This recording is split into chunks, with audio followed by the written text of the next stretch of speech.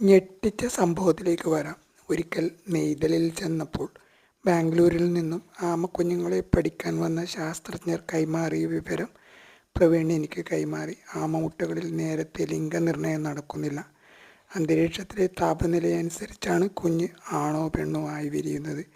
താപം 29 ഡിഗ്രി ആണെങ്കിൽ കുഞ്ഞുങ്ങൾ പ്രായേണ ആൺകുഞ്ഞുങ്ങളായും 34 ഡിഗ്രി ആണെങ്കിൽ പെൺകുഞ്ഞുങ്ങളായും വിരിയും. എന്നെ ഞെട്ടിച്ചത് അടുത്ത വസ്തുതയാണ്.